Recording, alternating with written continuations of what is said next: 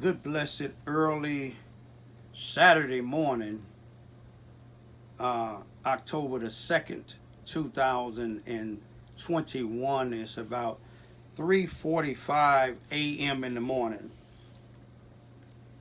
I greet all human beings all around the world with a universal greeting of peace and the blessings of God be with you.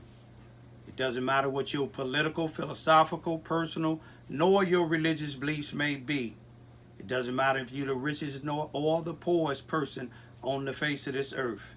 It doesn't matter whether you are the proclaimed toughest to the proclaimed weakest person on the face of this earth. It doesn't matter if you're my family, friends, nor my proclaimed enemies. It doesn't even matter whether you are black, white, or any other nationality or race or creed. It doesn't matter if you're big or small. It doesn't even matter whether you like me, whether you like my YouTube channel. It doesn't matter whether you give me a thumbs up or thumbs down. I don't make YouTubes. I don't make speeches. I don't do anything that I do to get a thumbs up or a thumbs down. All I do is try to awaken those that may be asleep, to bring light to those that may be in darkness, to uplift those that's being oppressed, to try to educate those that call themselves leaders, to let them know that they are merely in mental slavery. Mental slavery is a state of mind. Physical slavery, you can see the shackles on your feet. You see what I'm saying? And the iron on your hands. So you had to do what you was doing. But when you're in mental slavery, you forget about who you is. And a lot of blacks today, and I don't say this to just be saying it, but I say a lot of blacks today are in mental slavery. And I'm going to give you a few examples. You see, when a police, especially a white police, kill a black individual, whether it's justifiable or not, people around the nation is protesting, rioting, burning up cars, burning up establishments, most time in their own neighborhood. But then, if a white man shoot down a black like an animal, the same thing. And don't get me wrong, I agree with protests. I don't agree with burning up things, breaking into stores. When you do that because a person is unjustifiably murdered, I put you in three categories. A perpetrator, an infiltrator, and an opportunist. But I'll put it in order. The infiltrator. The infiltrator gets into the crowd when a police kill a black man or a white man hunt down a black brother like they did in Georgia. Wasn't nothing right about it. Wasn't nothing right about what the police, Van Dyke, whatever his name was, that killed Quan McDonald, shot him 16 times in the back. And Quan McDonald was running away from him. Even though he had a knife, he was running away from him. He wasn't going in a direction to do harm to property nor people. Now, it was a lot of other police there with him. Let him get off all those and then reload.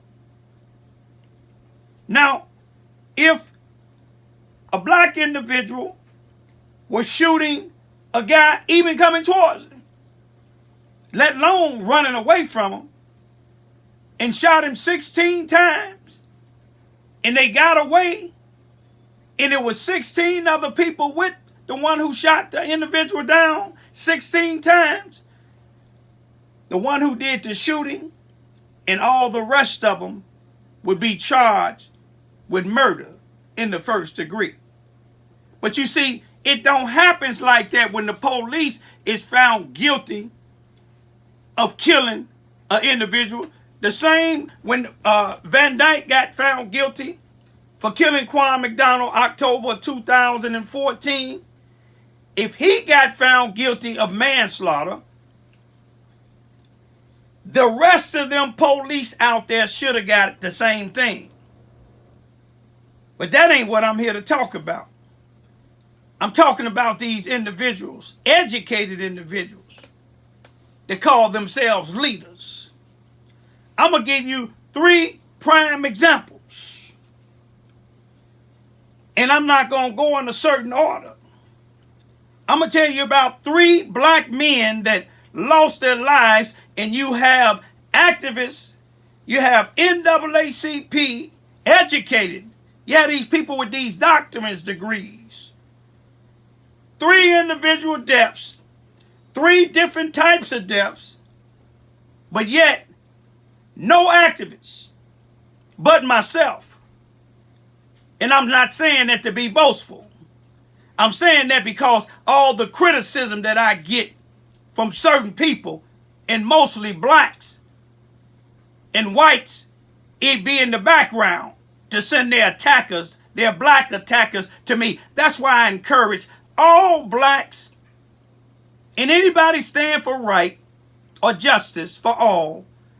Look at the TV series that came out in May of 2021. It's called The Underground Railroad. 1 season, 10 episodes. You'll be really educated to see the mental slavery in some blacks. But let's get to the message at hand here in Charleston, Missouri, Mississippi County, in the Mississippi County Detention Center jail. What 26-year-old Tyrone Anderson lost his life inside of that jail.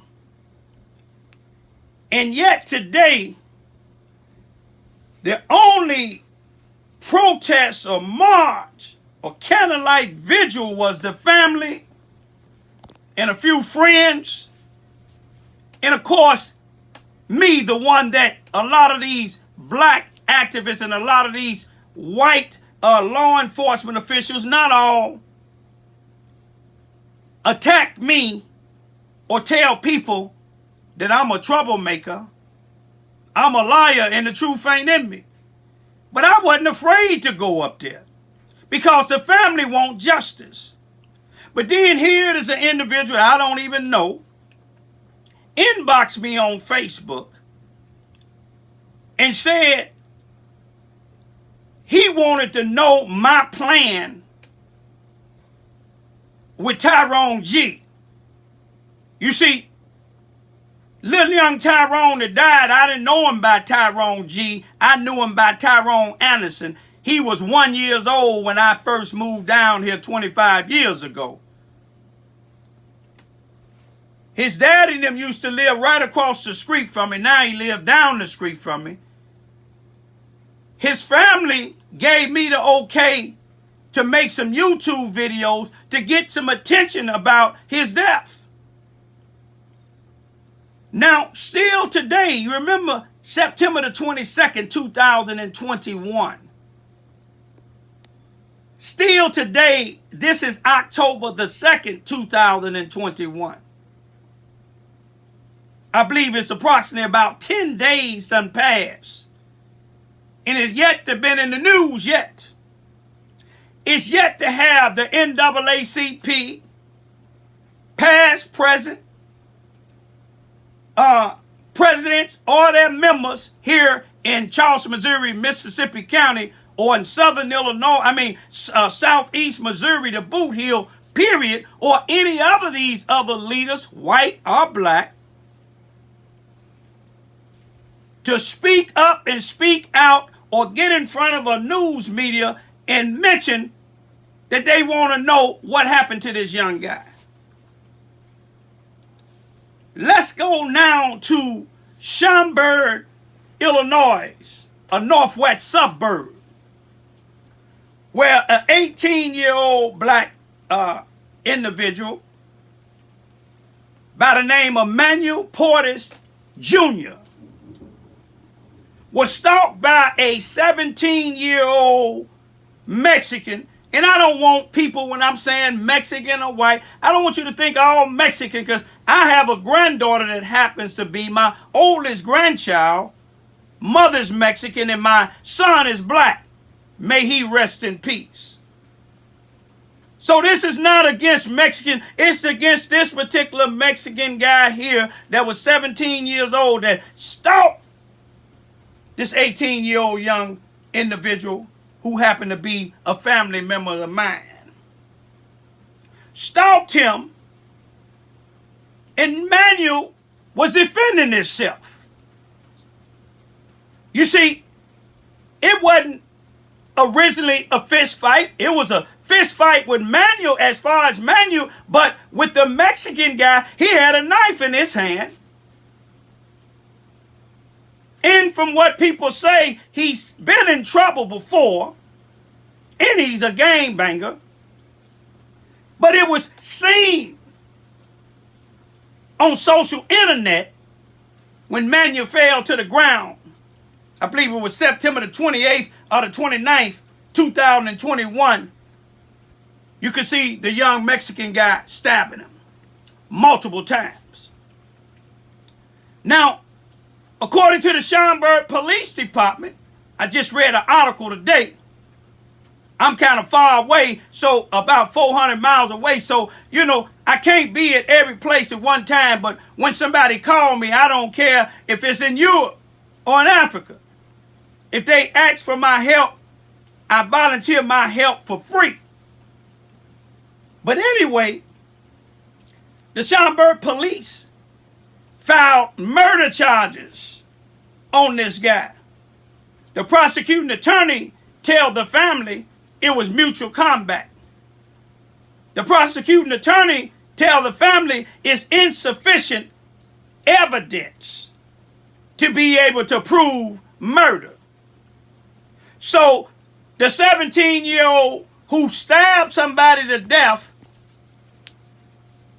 not somebody, but stabbed Manuel Portis Jr. to death on social internet, all he being charged like he did before when he got caught with a gun. Oh, he's just a juvenile. He's nothing but 17 years old. He's a child when he had the gun. Then he done stabbed somebody with a knife.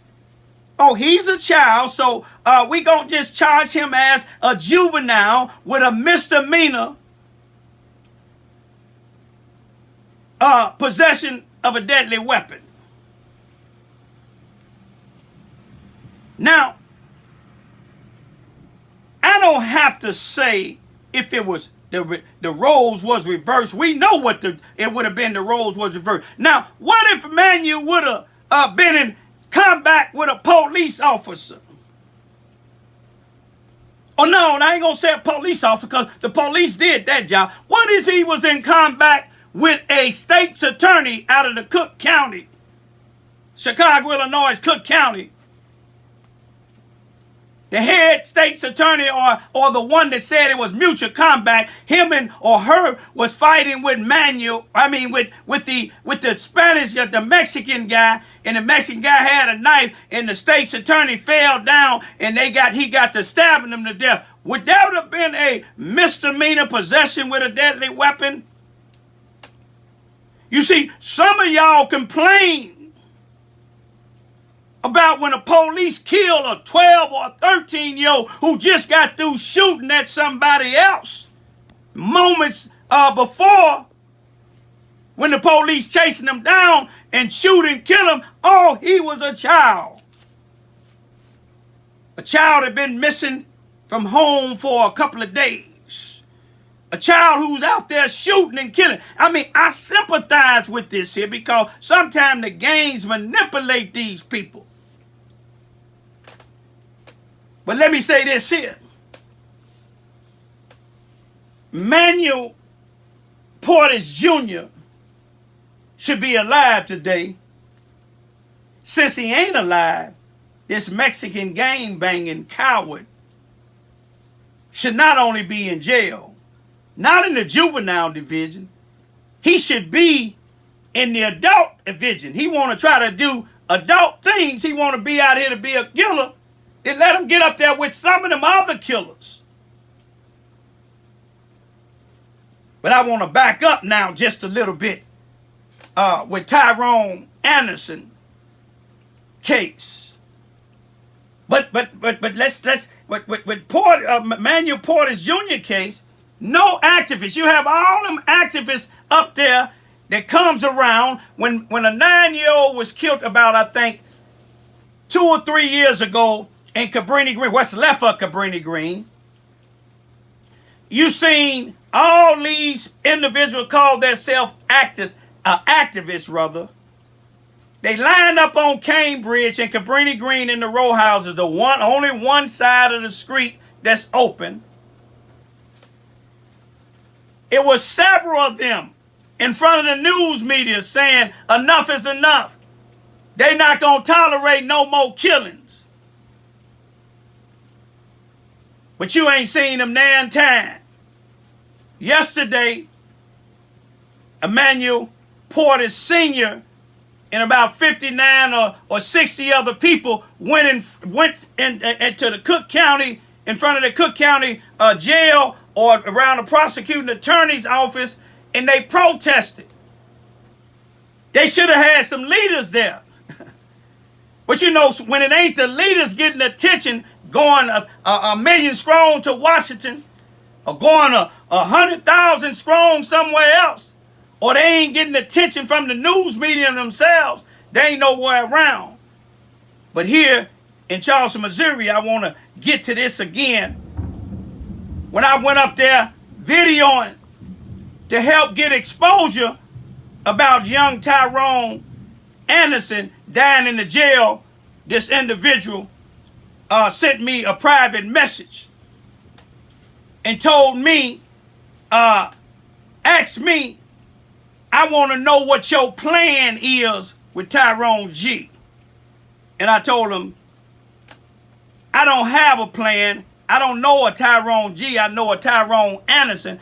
But whatever my plan is, I don't think that I should have to explain it to you. I know I don't.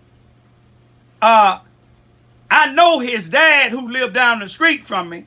I know his other family. And I'm doing this for them. Then this individual here, mental slavery coming into effect now, y'all. Mental slavery, infiltration, perpetration, and opportunists. Remember them three. This individual then tell me that about all the documentaries that he got going on or finna get started on somebody else's family member's death. And I told him, I'm not open to making documentaries on somebody else's family death. If I do that, when you make documentaries get you money. My YouTube videos could give me money, but they don't. God provide for me. That's infiltration, perpetration, and opportunity. It's an opportunity to get money off of somebody's family member's death. But you want to know what my plan is. My plan ain't your business. I work for God. I'm an ambassador called and sent by God. I don't answer to man. Infiltrator, perpetrator, and opportunist. You see, now, once this thing get to going with Manuel Porter Jr., you'll see these activists all over the place. I'm going to end it with a third black man that lost his life. I know this one real well. Been knowing this one here for the past 46 years. His name is Brian, Bryan, Lamar, Lamar, Johns, Johns. I knew him when he was first born until he lost his life March the 19th, 2021 in Carbondale, Illinois. They want you to believe that he lost his life in a hallway in the 400 block of Oakland, North Oakland Street in Carbondale, Illinois, in the Gaslights apartment where his body was found hung by a rail on the 3rd floor. His 2 t-shirts were found around the corner in the 400 block of West Sycamore Street on the 3rd floor in front of a white female's apartment. His face mask was found on the 2nd floor. His wallet was allegedly found in the 900 block of West Sycamore, about 5 blocks away, allegedly by a white girl. It was folded up in a little raincoat-like thing, gently sitting on the stairs.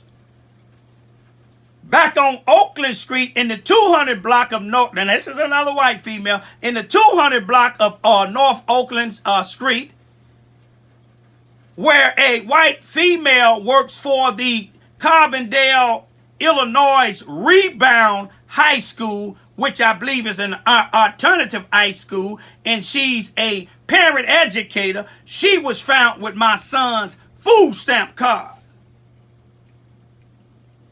Matter of fact, she was found spending his food stamp card 39 days after he was found dead. She was found spending it on April the 29th, 2021. And he had been dead since March, allegedly since March the 19th of 2021. That individual happened to be my son, my firstborn child, my only son. Now, I contacted these people with these doctorate degrees, PhDs, people that you see in front of the cameras all the time. Remember, infiltrators, perpetrators, and opportunists. It's been over almost 190 days now, and I couldn't get none of them to speak up. No newspaper coverage. No newspaper coverage as of today. All they was trying to say was he committed suicide. But then on September the 23rd, 2021, I went down to Carbondale, Illinois to meet with the newly elected prosecuting attorney. He happened to be Spanish, y'all. He said he was from 71st and something on the southwest side in Chicago. I met with him, one of his paralegals who was white, and a female, and one of his victim advocates who was Spanish. And I came with 2 black ministers. That's all I can find to come with me. I've been living in Charleston, Missouri for 25 years. All I've been doing is fighting for justice for other people. In myself, in my children, in my family. But I found 2 black men that wasn't afraid to sit down with me with these people because they got a chance to see how corrupted it is. This prosecuting attorney agreed with the police, saying that my son committed suicide, but yet he had 3 fractured ribs. The 1st, the 7th, and the 8th rib had mild blunt trauma. The 7th rib had hemorrhaging up under. He had a deep cut on his left hand, all the way around, just like I'm showing you now. The pathologist said it was down to the tendons. But yet where he was found, if it was cut down to the tendons, and he did it himself, if you cut down the tendons, the blood is finna shoot out. He had 1 spot of blood on one drop of blood on one of his gym shoes, 1 drop of blood on the front of his pants, 1 drop of blood by the back pocket of his pants. Do that sound like somebody committed suicide? Another thing, hand was balled up with money in it. The corner had the pried open. My point is, 3 black men, no leaders, no black leaders helping us to stand up for the deaths of our children, but yet they talk about me. Then let me tell you and end this like this here. Be careful of some of the black people with this education that you listen to and you have your children listen to. I'm going to tell you about one of my own blood relatives, and thank God that his dad and them didn't give him our last name as Ivy. He claiming the system undid him wrong. Got a PhD, was a psychiatrist. But what's so sad about it, a message that he sent me yesterday, October the 1st, 2021. When he sent me the thing about his book that he wrote. And I sent him a YouTube video of Manuel Portis Jr. being murdered. Then I put a message on there saying, this is what I do.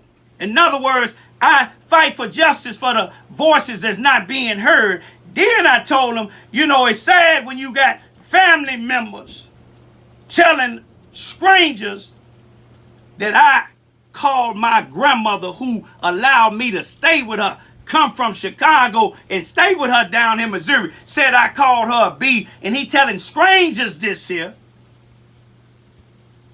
And then he didn't like that message. He must have been one of the ones that said it, because at the end of his message, he said, all black families is dysfunctional. Can you imagine my cousin being one of your children's psychologists and you being black, and he telling them the same thing he told me in private?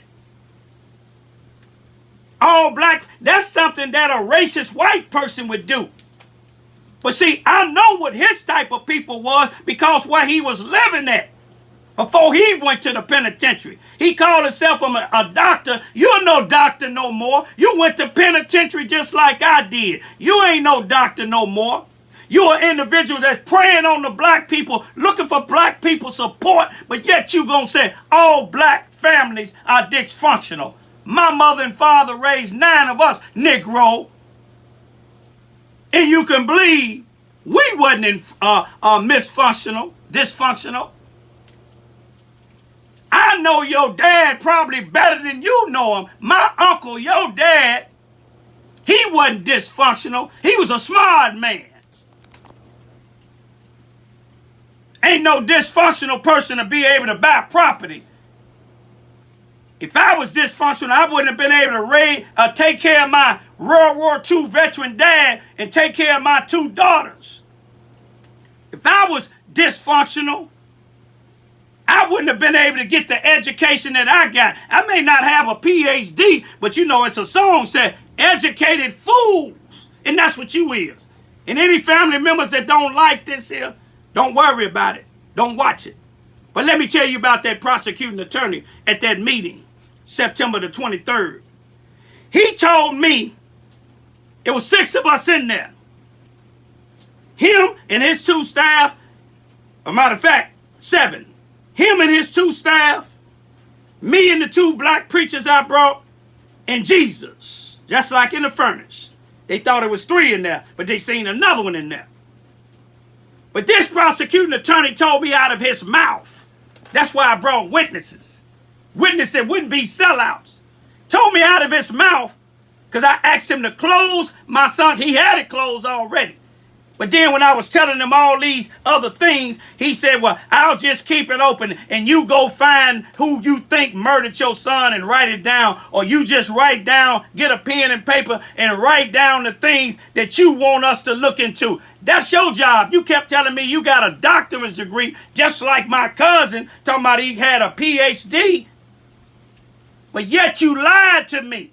You said that you would tell the police Friday, which would have been September the 24th, 2021, that you going to close the case so we can get all the information so I can give it to a newspaper in Chicago that's interested in my son's story, because Southern Illinois wouldn't do it. And you lied. But we gave you the benefit of the doubt till October the 1st, the next Friday. And I called your victim advocate and talked to her. And she said, well, I was under understanding that since you wasn't pleased with the investigation in that meeting, that he said he would keep it open so we can see if we... I said, no. I said, that's why I brought 2 witnesses. He said out of his mouth that he was going to close it. He ain't closing it because we have pictures to show ain't no way my son hung himself.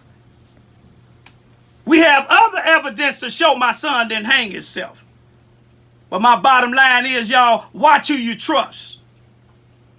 Watch who you allow in your circle. Watch who you send your children to. You see, because all black people ain't on your side. Some of them is against you. All white people ain't against you. All Spanish people ain't against you. But that prosecuting attorney and his staff, they working hand in hand with the racist Carbondale, Illinois Police Department. Just like the leaders down here in Charles, Missouri, working hand in hand with these racist sheriff department and racist police department, and a news media that refused to put it in the news just to say a black man lost it. A man lost his life in the jail. Watch who you send your family members to. A black psychiatrist saying that all black families is dysfunctional. Y'all think about that. And if I don't live to see tomorrow, I want y'all to know, those of y'all whose voices ain't been heard, I'm doing my best to let your voices be heard. Justice for Brian Lamont Johns. Justice for Emmanuel Portis Jr. Justice for Tyrone Anderson. And God rebuke all these individuals that's trying to make movies out of these people's death. God rebuke all these prosecuting attorneys, all these judges, all these law enforcement officials, all these so-called black leaders, and anybody else that's trying to interfere with us getting justice. Because you done showed Charles, Missouri, and people around, these people in Schaumburg need to look, or Cook County State's Attorney need to take a look what God doing down here in Charles, Missouri, Mississippi County. Carbondale need to look at it too. It don't make no difference if you're a judge or a prosecuting attorney or police. God will take you off the face of this earth with the quickness. Now you take a look around what's going on down here in Charleston, Missouri, Mississippi County. Hate me if you want, I love it. Peace be still.